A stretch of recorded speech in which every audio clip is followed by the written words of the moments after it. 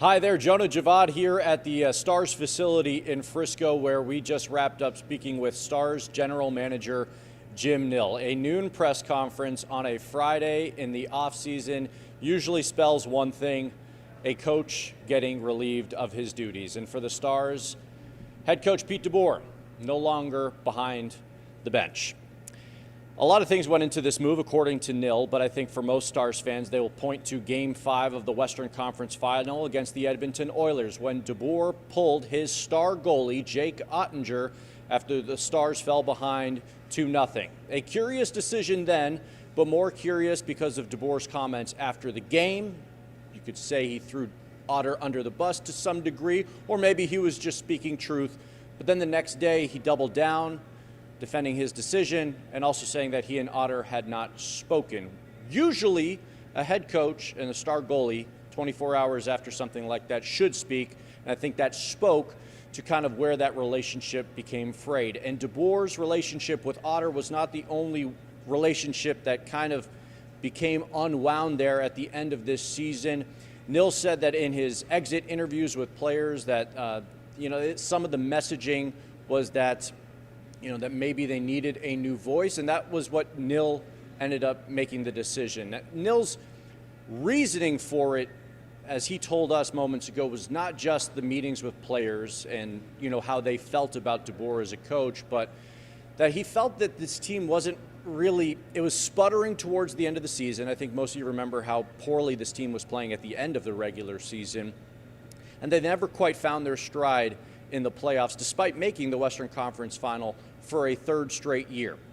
It is super rare to make the West Final 3 years in a row. DeBoer was at the helm for all 3 of those years. His only 3 years as Stars head coach, they made the Western Conference Final. To let a coach of that caliber go is tough. And Nill said that this decision was not made hastily, that he did go back and forth on whether to relieve DeBoer of his duties, but ultimately they made the decision here on this Friday to let him go. He spoke to DeBoer, said that Pete took it well, that they've been friends for a long time, and that he understood the decision. And I think there's some degree that DeBoer and also the Stars team need a fresh start and maybe a new voice in the room, because it certainly seemed like he had lost the room. Nill didn't go as far as to say that's what happened, but typically in these instances, when you have a team of that caliber with that much veteran leadership and experience in the playoffs, when they speak up, as a GM, you listen, and ultimately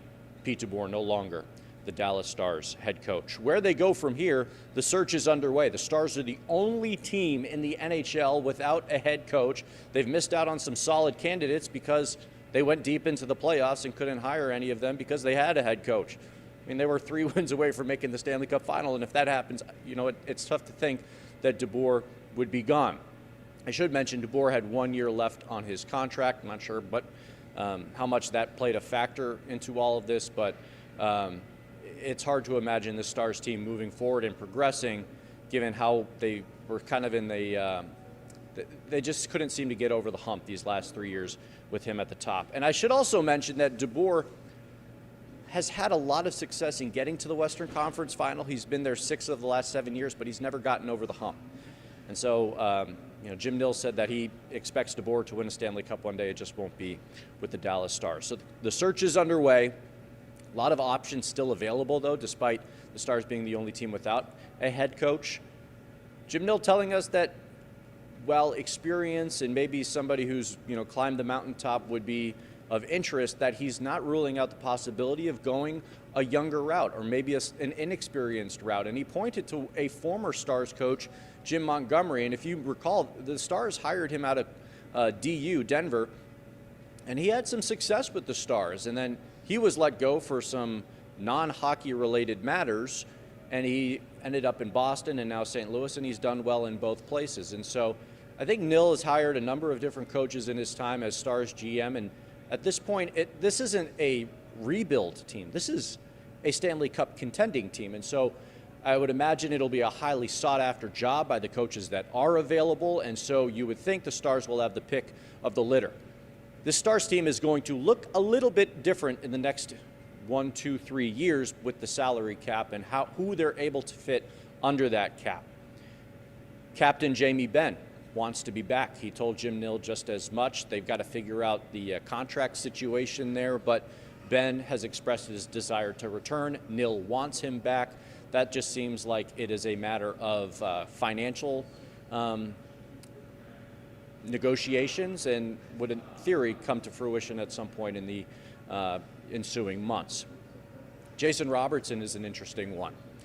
His contract's up at the end of this year, becomes a restricted free agent, so there is, it's not like he's got, carte blanche to go wherever he wants at the end of this season, but the Stars are going to have to make a decision there because he is expected to get a high money extension. And do they want him back? Yes.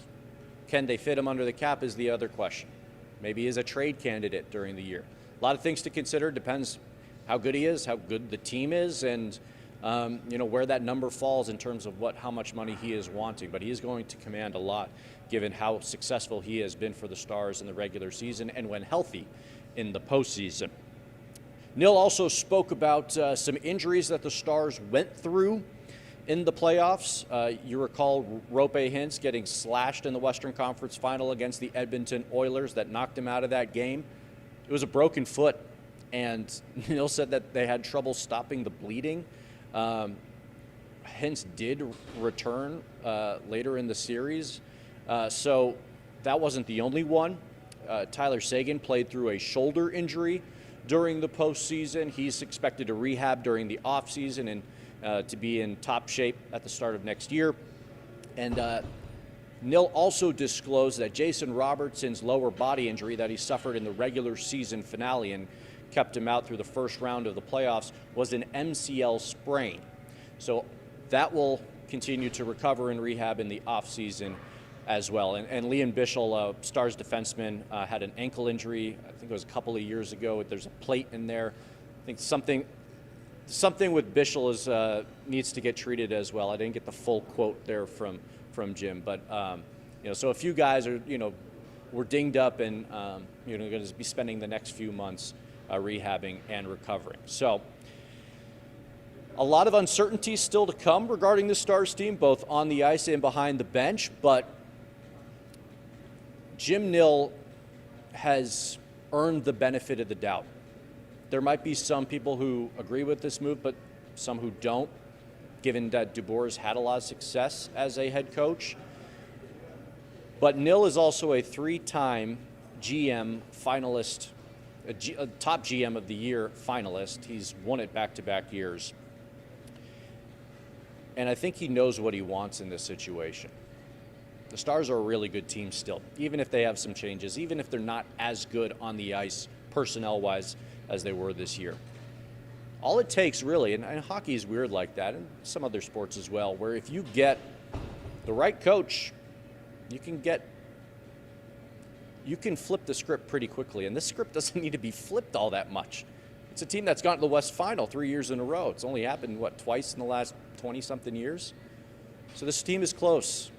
If they can get the right person in the room, behind the bench, somebody to get the most out of the roster, this is still a talented group that can win a Stanley Cup. I have no doubt. I don't think anyone in this building has any doubt about that, but that's what they're tasked with doing now. They've got to find their next head coach, and they need to hope that he gets them forward and not backward.